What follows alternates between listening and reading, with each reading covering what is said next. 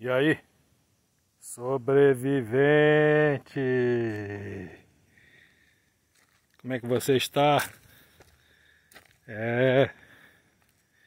Estamos aqui hoje na nossa trilha maravilhosa e hoje nós vamos falar sobre as trevas e a luz, as sombras, o reino das sombras, como alguns chamam, e o reino da luz, o bem e o mal, né? Outro dia uma pessoa perguntou para mim,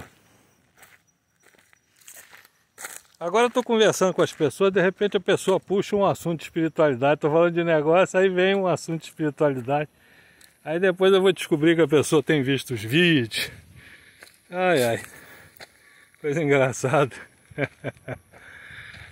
Mas aí uma pessoa, amiga, me perguntou como pode a gente viver num estado de barbárie como esse que a gente vive e numa realidade em que a mentira é tão fácil de você enxergar, mas muitos não enxergam, né? E aí eu fiz uma reflexão sobre isso, eu não consegui responder para ela na hora, falei só que isso é um aspecto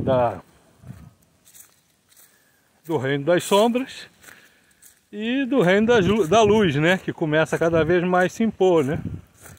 Se impõe para você, se impõe para mim, e a gente vai se distanciando desse reino das sombras, que nada mais é o chamado Matrix aí, né? Que eles chamam aí de Matrix, que é essa realidade ilusória que nos Vedas é chamado de Maya, que é uma realidade ilusória, que ela está aí para nos iludir mesmo, criar os desafios para que a gente possa prosperar. Então, essa realidade das sombras, ela tem um grande valor nesta realidade aqui, apesar de ser repleta de dor, sofrimento e angústia. É isso que nos impulsiona para a luz, né? Então, se a gente ficar só na vida boa, né? Eles gostam de falar aí do zona de conforto, né? Zona de conforto. Se ficar só na zona de conforto, você não vai para lugar nenhum. E então, se você está acomodado dentro desse reino das trevas, se você encontrou um canto em que você tem comida, que você tem segurança e que você tem uma certa confiança no futuro, aí, meu amigo, você é muito difícil mudar, né? Meu amigo e minha amiga, né? Porque tem a minha amiga também. Então, essa zona de conforto, por isso que o pessoal da administração aí, de marketing, de gestão, fala para você sair da zona de conforto, mas eles falam isso no microambiente do trabalho ou da família, né? Você precisa tentar algo novo para poder mudar, né? Então é sair da zona de conforto. Que nada mais é encontrar o seu lugarzinho nesse reino das sombras, né? Se acomodar nesse universo paralelo de Maya, encontrar o seu espaço dentro da Matrix. Matrix! Essa foi para acordar, porque já tem gente dormindo aí. Então, como é que isso funciona? Cada ser que vai despertando, que vai vendo que existe um algo mais além disso que a gente vive, essa pessoa, a tendência dela é querer saber mais, é buscar mais informação sobre isso que ela está descobrindo. É igual um hobby, né? Quando a gente... a menina gosta de boneca, gosta da Barbie, é uma Barbie, aí vem o marido da Barbie, é o Ken, aí vem aquela história toda. Tudo vem atrelado àquele desejo inicial, aquela descoberta daquele ou o menininho gosta de, sei lá, coleção de selo, que era muito comum antigamente. Aí dali a pouco ele começa a colecionar selo, e aí daqui a pouco tem 10 livros de coleção de selo. Então, quando a gente descobre que existe um algo mais, a gente devagarzinho vai buscando isso, né? E isso precisa ser descoberto. Isto não pode ser impingido. Isso é um processo de descoberta individual, que pode ser dentro da religião de cada um, ou pode ser um caminho novo, um caminho externo, um caminho fora. Isso aí independe. E não existe pecado nisso, não existe nada de errado nisso. Muito pelo contrário, os caminhos são diferentes. Por quê? Porque os processos de elevação de consciência são diferentes. Por quê? Porque as consciências são diferentes. Não existe ninguém igual a ninguém, muito menos as consciências individuais de cada um. Não existe nenhuma. Você pode até fazer um clone físico, mas a consciência daquele clone não vai ser igual a do outro clone. Isso eu estou contando em segredo para você não ter medo do futuro dos clones, tá certo? Eles serão pessoas individuais, só serão carros iguais, né? Muito iguaizinhos, mas as consciências serão individuais. E aí, o que é essa questão da luz? Quando a pessoa começa nesse processo de autoconhecimento, de desenvolvimento, ela começa a despertar para uma série de questões. E começa a abandonar uma série de certezas que ela tinha anteriormente, né? Que eles aí, de uma maneira geral, chamam de crenças limitantes. Então você vai trocando essas certezas que você tinha, né? Por uma consciência libertadora mais funcional. Ela traz mais resultados para você, certo? Por exemplo, descobrir que a meditação não é uma coisa só para equilibrar e acalmar a pessoa. A meditação não é só isso, hein? A meditação abre portas de acontecimentos na sua vida. Coisas boas começam a acontecer quando você começa a meditar com consciência. Precisa estudar um pouquinho? Precisa, mas não precisa estudar muito.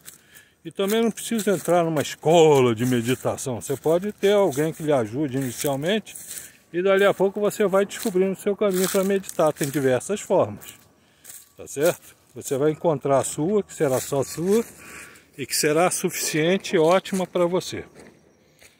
Então, quando a gente começa a evoluir nessa questão da luz, a gente começa a contagiar pessoas às nossas voltas, à nossa volta. Amigos, parentes, pessoas que nos veem e ficam entusiasmados, admirados com a mudança que a pessoa teve.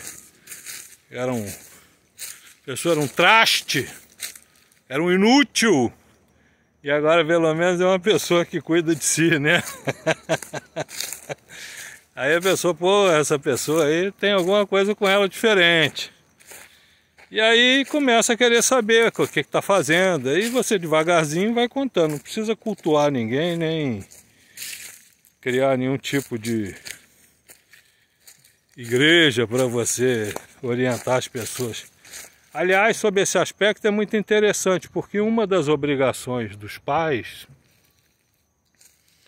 isso está nos Vedas também, uma das principais obrigações, hoje eu falo dos pais, né, pai e mãe, né, mas lá está do pai, né, é encaminhar o seu filho no caminho de Deus. E isso é uma coisa que está gravado no nosso DNA, você sabe por quê? Porque se a pessoa puder, ela vai colocar o garoto ou a menina num colégio de padre, num colégio de freira, ou num colégio judaico, tá certo?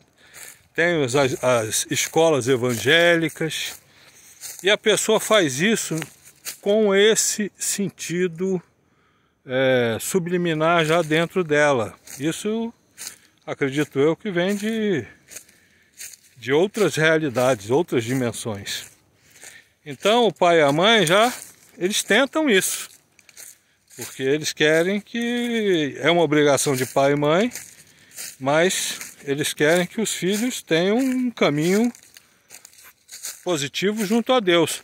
Só que eles fazem isso, colocam no colégio e largam para lá, rapaz. Eles não cuidam de si. A pessoa tem que cuidar de si.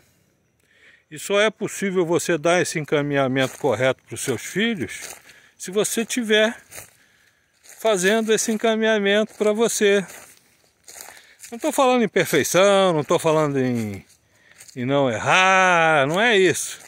Eu estou falando de consciência, você precisa estar consciente. Este é um dos dharmas de ser pai e mãe, né? Um dos propósitos é encaminhar os seus filhos numa vivência junto a Deus. Tem que, e não basta entregar lá no colégio e falar: "Ei, colégio de freira, é o melhor colégio, esse aqui é o melhor colégio, custa R$6.000 e esse colégio aqui eu já paguei, pronto, já fiz a minha parte de pai", porque ele não sabe nem por que ele faz, mas ele faz por isso, porque está implícito em nós que a gente deve dar esse encaminhamento aos filhos. Mas a pessoa não tem esse encaminhamento, como é que ela vai dar? Então, você que é pai e mãe, eu sei que você vai se identificar com isso que eu falei agora. Busca o teu processo, porque você tem essa responsabilidade para os seus filhos. É interessante isso, muito bom. E aí, quando as pessoas começarem a buscar, o reino da luz vai se ampliando. E aonde há luz, não há trevas. Basta você chegar na sua casa bem de noite, aquela sala toda escura, antes de você bater o dedo no interruptor, olha para a sala, aquele breu danado. Aí na hora que você apertou a lampadinha lá, ela acende, aí a sala toda se descortina nos seus olhos imediatamente. Imagina a tua luz brilhando no seu entorno. As pessoas vendo que você é uma pessoa não só correta, não só ética, mas uma pessoa que tem princípios espirituais verdadeiros, que tem consciência do que isso é importante para você e para os seus. Isso vai mudar muito o seu entorno, né? Então essa questão das trevas e da luz nada mais é do que uma realidade escura, né? O mundo é escuro, ainda está mais escuro que claro, mas a luz está vindo muito forte. E existem alguns eventos históricos que são fundamentais. Antes era só breu, aí veio lá Moisés, veio Krishna, veio Buda, né? E cada um com uma potência. Esses aí eram holofote, né? Esse aí é só... era o sol, né? Então cada um desses foi mostrando o caminho. E aí aquela luzinha vai se apagando ao longo da história, porque as pessoas ouvem falar, mas continuam vivendo suas vidas equivocadas na escuridão. E aí, meu amigo, agora, com essa informação disseminada que existe aí, e com esses eventos globais transmitidos online, todo mundo está vendo tudo. Todo mundo está vendo o que é certo, o que é errado, o que é bom, o que é mal, o que pode ser, o que não pode ser. Entendeu? Então é isso aí, essa guerra da escuridão com a luz, o reino das sombras, a Matrix, Maia, e a tua possibilidade de elevação da consciência, dependem de você buscar isso, tá certo? É lógico, ninguém está falando para abdicar da realidade da vida, de buscar o pão, de pagar as contas, né? Mas tem muitas coisas que você pode ir fazendo devagarzinho que vão te colocando desse lado aí da iluminação. E você é um grande farol, que eu sei. Beleza? Tamo junto, hein? Beijo.